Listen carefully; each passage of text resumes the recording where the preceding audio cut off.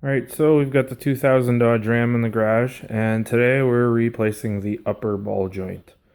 So just quickly, how to diagnose whether or not you could need a new ball joint. We're doing the upper ball joint on this one. So usually your first indication of front end issue is your tire wear, and the inside of the tire, you can see every second one is worn out kind of oddly. It's not an even wear. Sometimes you'll get just a really smooth inside tire. Usually it's an indication that there's something up with your front end. Could be an alignment, it could be different things, but it's a good way to at least start the process that you're gonna have to start looking at what's wrong with the front of your vehicle. So once you notice that you've got some uneven wear, another thing you can do is you jack your wheel up off the ground, put your hand at the top and the bottom, and see if there's movement, in which case there's movement at the top. We can bring this in closer for you.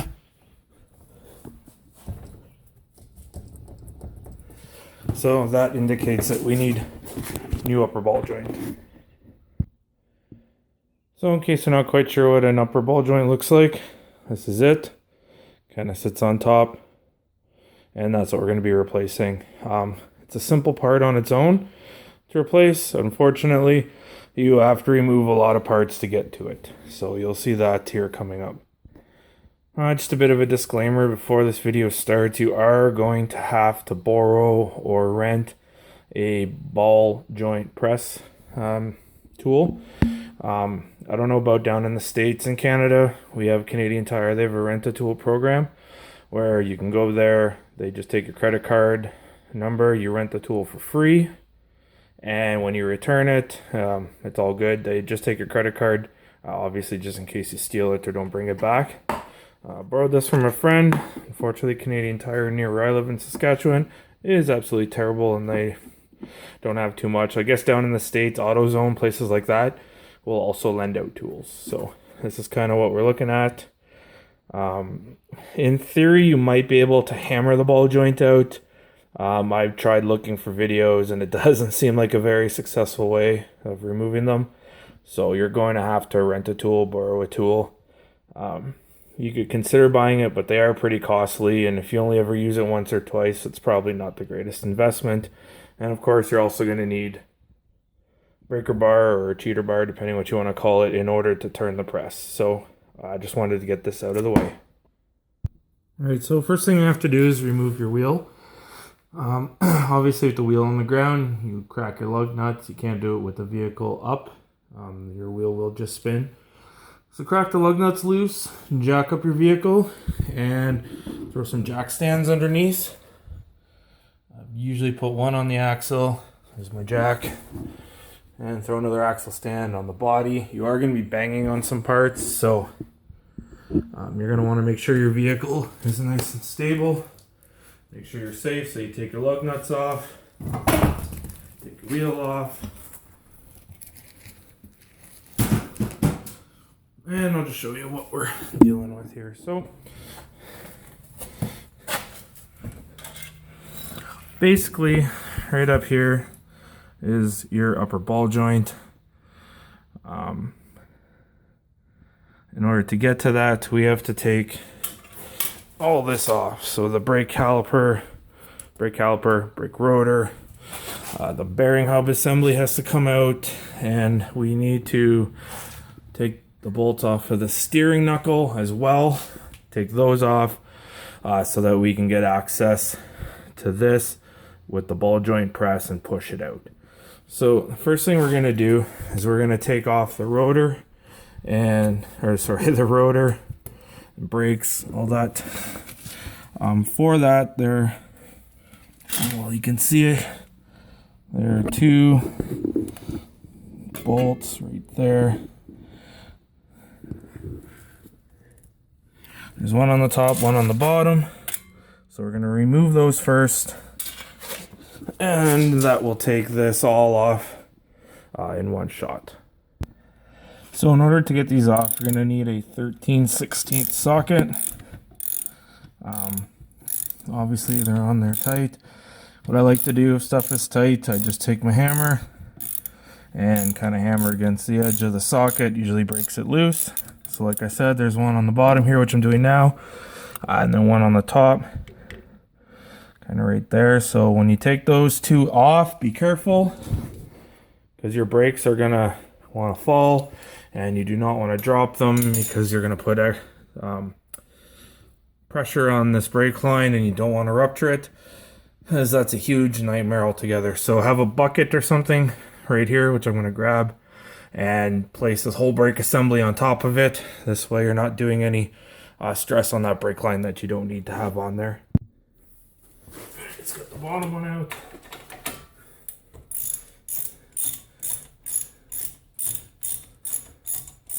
Like I said, when you're loosening the second one, be careful.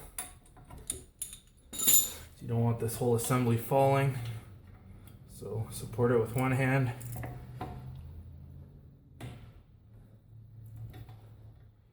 Just screwing out the other one. Out it comes. Now we're going to take the whole assembly.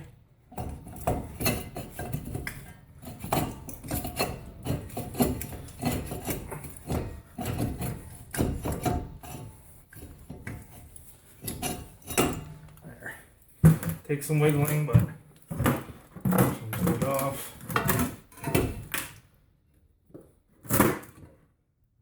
And just make sure that's secure to the side. All right, so this is your first time kind of getting to this part of the front end of your vehicle. This is your bearing hub assembly right here.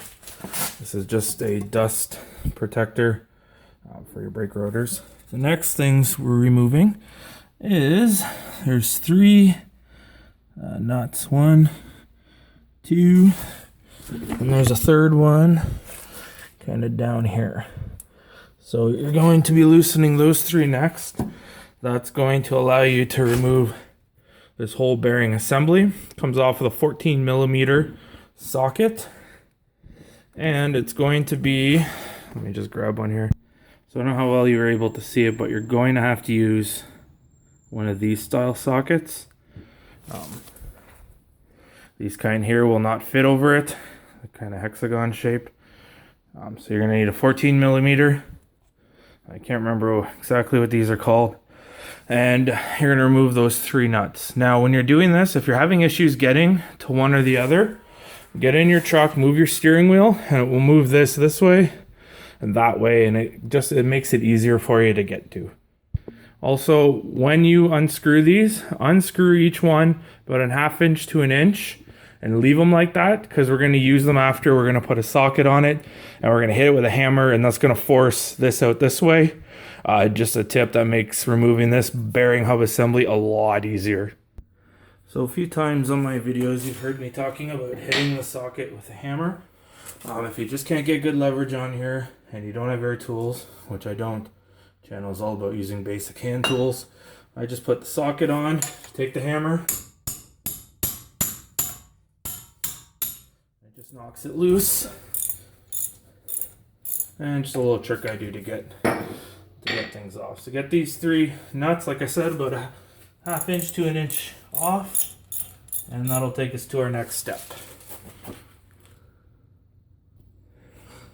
So kind of another tip when you're doing this, like I said, this channel is all about using everyday tools. So if you're like me, you probably have cheap sockets that aren't very good, and when you start hammering on them, they're going to kind of get warped and worn out.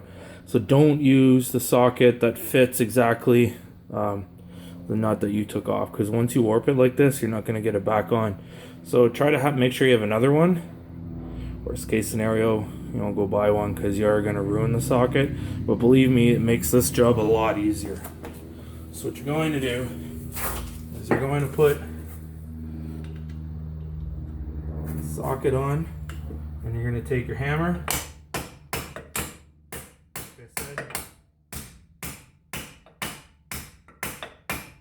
you're going to hit the end.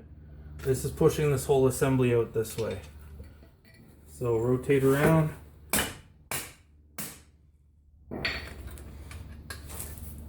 Alright, so now this is nice and loose. I've been in here recently doing U-joints. Fortunately, I didn't record it for the channel. I just didn't know what I was doing, so I figured I would. Doesn't make much sense to do how-to videos if you're not sure what you're doing. I regret not filming it now because it's actually a pretty easy job. So anyway, now that we've knocked this loose, you'll unscrew these 3 nuts that are holding it in, or bolts, whatever they're called. They don't need to slide, they won't come all the way out. It's fine, just leave them where they are for now. I'm going to take this whole assembly and pull, and you'll see it's going to take the whole inner axle with it. That's fine.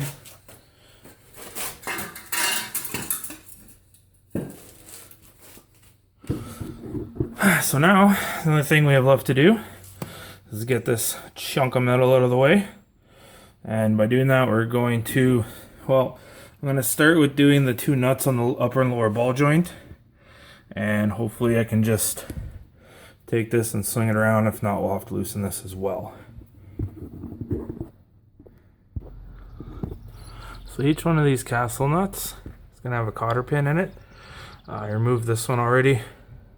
But basically it's just these pins that stop your nut from coming out. So you just straighten this out, then grab your nose pliers, just give it a pull this way.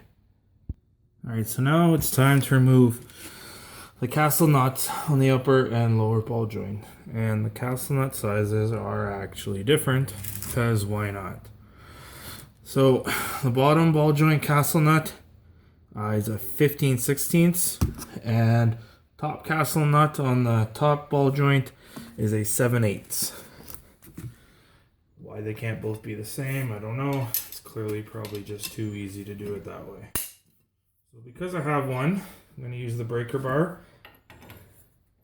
These are usually on pretty good. Let's get it on there. Break it loose. Then switch over to your ratchet and finish taking it off.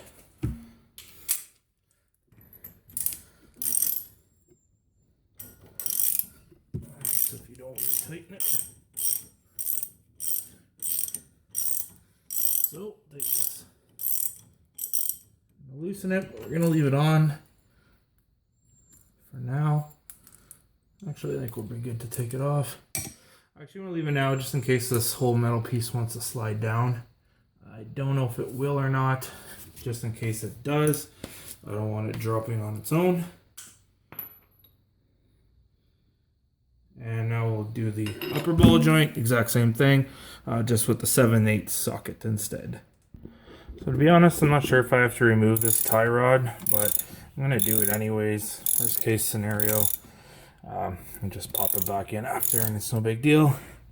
So it comes off with the 13/16 socket. So I don't know if I had to loosen up the tie rod, but unscrewing it definitely took some tension off. This whole part's pretty loose, so we're going to give it a couple whacks with the hammer.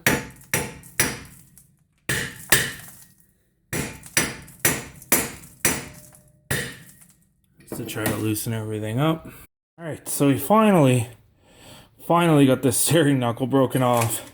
Basically I had to use my pickle fork on the top ball joint, on the bottom. I didn't get it on film because well, he's using curse words like a comma. I don't really want that stuff on my channel. So yeah, you're gonna need a pickle fork. I think this was $8 a Canadian Tire. They're cheap. But yeah, you gotta basically slide her in where you're right at the top of the steering knuckle where your ball joint is, hammer it in with a hammer, and eventually it will just pop out. And yeah, so let's undo that bottom nut on the bottom ball joint that's holding all this up, and get this part off and start using our ball joint press. Alright, so here we are. I took it off, and as you can see, I kind of swung this around. It's resting on the bucket, so I don't actually have to disconnect the tie rods here. Some videos they take it apart. As you saw, I just loosened it, and yeah, just swung it over. Now it's out of the way. Now we'll remove this upper ball joint. Alright, so now it's time to use the ball joint press. Sorry. So basically, what you're gonna do is you're gonna take one of these metal pieces, and one of them is gonna slide on top of the ball joint over it, so that when you're using the press, it's gonna push from the bottom and pop it up that way. So you want one of these holes that's gonna fit over the ball joint so that it has room to pop up. Now, just from doing a little bit of research on this,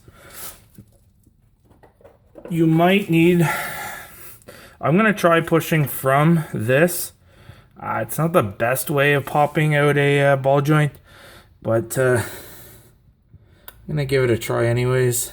Actually, I'll probably put a socket on second thought, because the smallest ring that comes with the set I have doesn't quite push into where the ball joint actually lives. So I'm gonna put a socket on there, a good strong socket that fits around this part, and push up, and we'll see how it goes. However, before I start all this, I am going to soak the ball joint around here with PB Blaster, just to try to get some penetrating oil in there, or lube in there. I don't know if it's going to do anything, but I'm going to do it anyways, and we'll get this monstrosity on here and show you how it works. Alright, so we've got our top hollow piece on top, and then I grab one of these, and this basically is what just sits on top. And then we're gonna grab this. I'll put the camera down. Actually, here, I'll put the camera down. We'll continue this. All right, so let's get this all set up again. So got the hollow circle that goes over it. Piece that pushes down on that. And you're gonna take a big C-clamp looking thing. Feed that in there.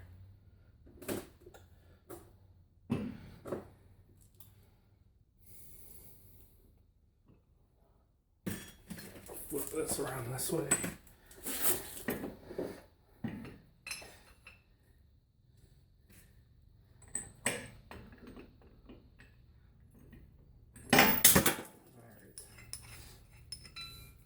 Like I said, I've never used one of these before.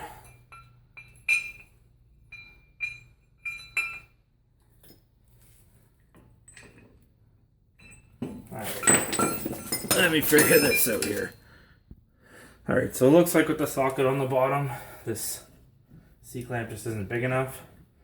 So we're going to try this without the socket.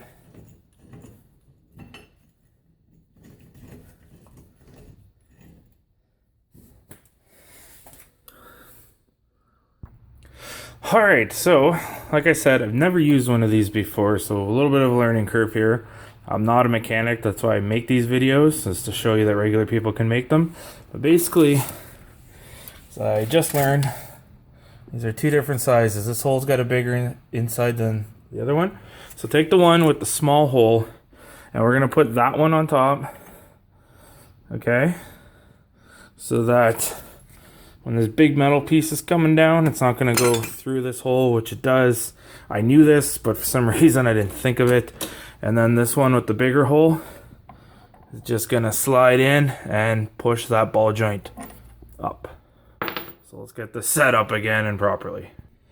So as much as I like these things to just look fantastic and in one shot for the channel, sometimes you're going to make mistakes and it's a learning curve. So I don't mind showing you some dumb mistakes I make along the way.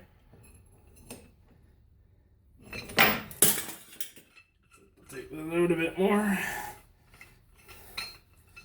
There we go. So now, slide this underneath, this on top.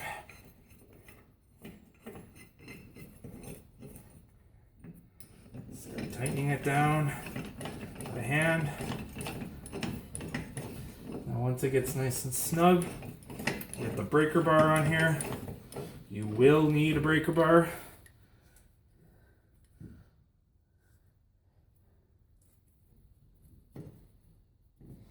Make sure everything is set up nice. Let the C-clamp rotate this way, because as you're tightening with the breaker bar, it's going to turn that way anyways. So I tighten this by hand. So I'm just going to get the ratchet, and I'm going to tighten this as much as I can with the ratchet. Alright, now we'll switch to the breaker bar. And hopefully this pops right out.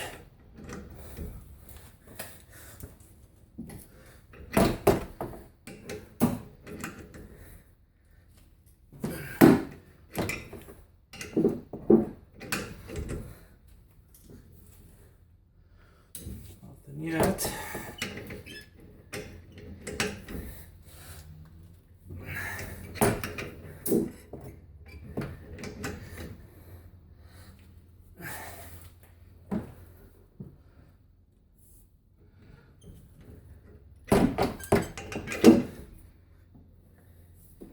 While you're doing this, make sure you're keeping an eye on everything. Make sure everything is still aligned. Everything still looks good. It looks like it's slowly coming. I don't know if that shows up on the camera very well, but it's like we might need a couple turns away here for having it through.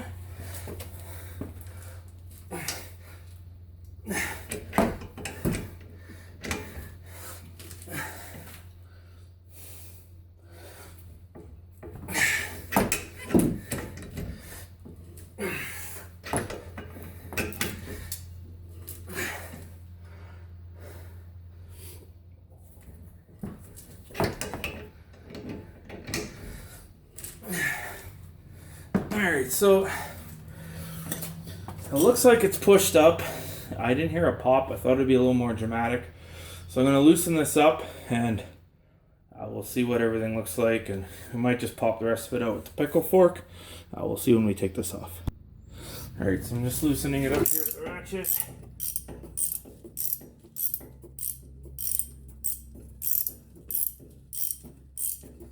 See what we're looking at.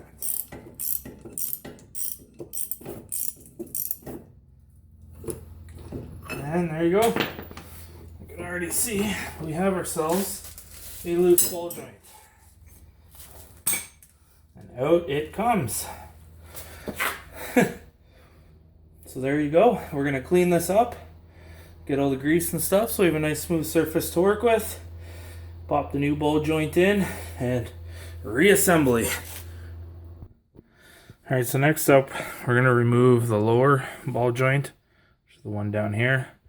I was kind of actually hoping I wouldn't have to, but I gacked the boot when I threw the pickle fork in there. I thought that might happen, or not necessarily with the pickle fork, but I thought I might damage the bottom one, so I bought a lower ball joint just to be sure. So we're going to remove that one as well.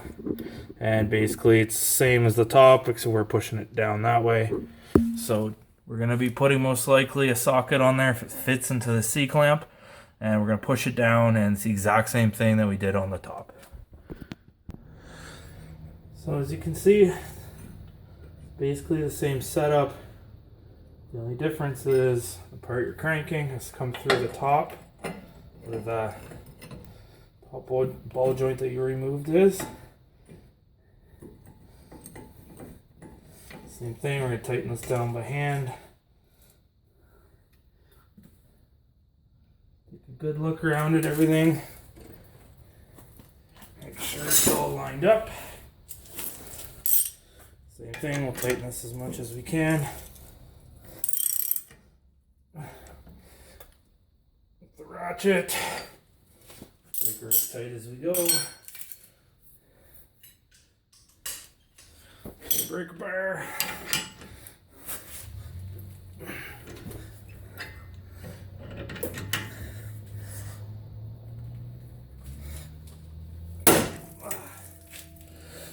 And that one popped out. It's a little more dramatic than the top one.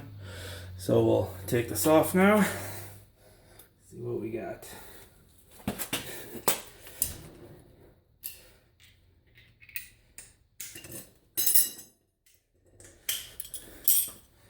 Back to the ratchet.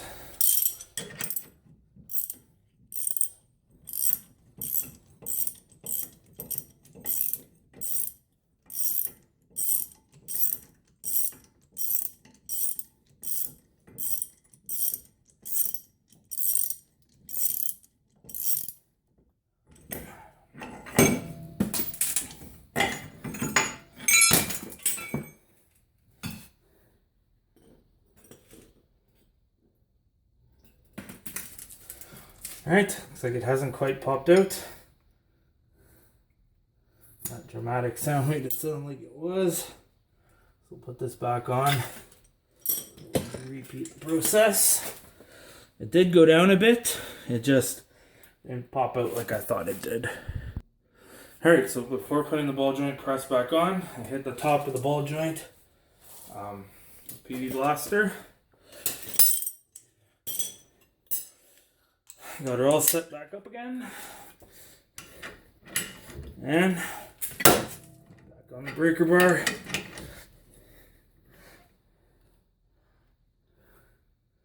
And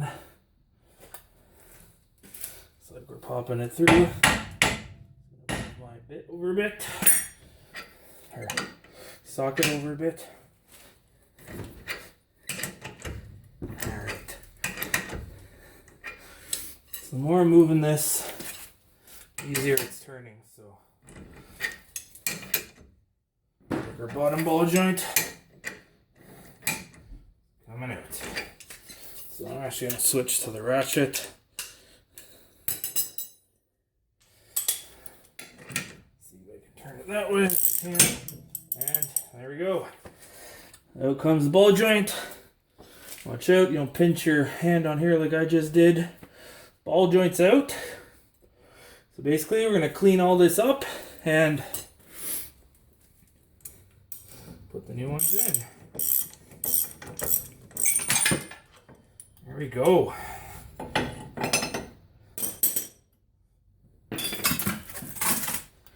Bottom ball joint also out. Alright, so I cleaned it off, got all the crud out from each hole. All I'm going to do now, I'm going to put a little bit of bearing grease in each one. And the theory behind this is it's going to help the new one slide right in.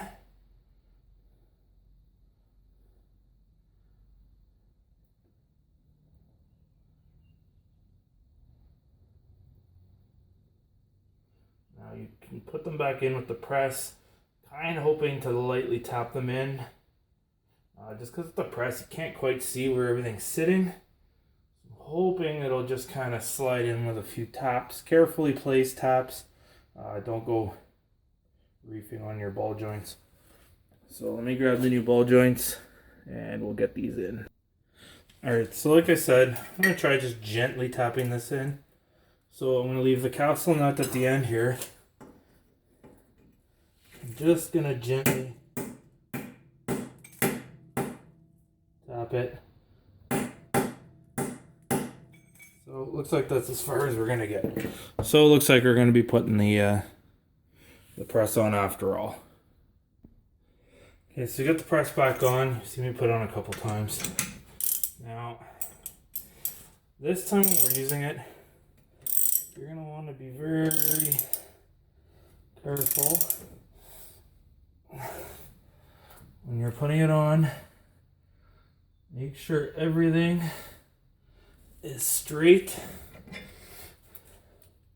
and lined up nicely every time you turn this, because you do not want to mess up your brand new ball joint. Let's give it a turn. Take a look at everything.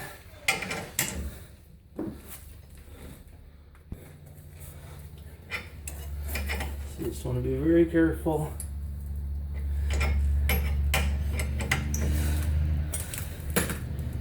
Keep taking looks at it.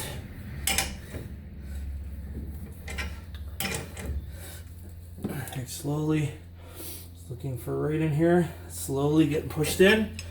That's the part you want to be watching.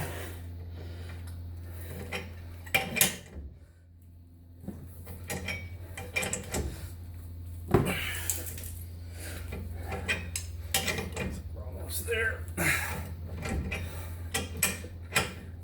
You don't want to overdo this.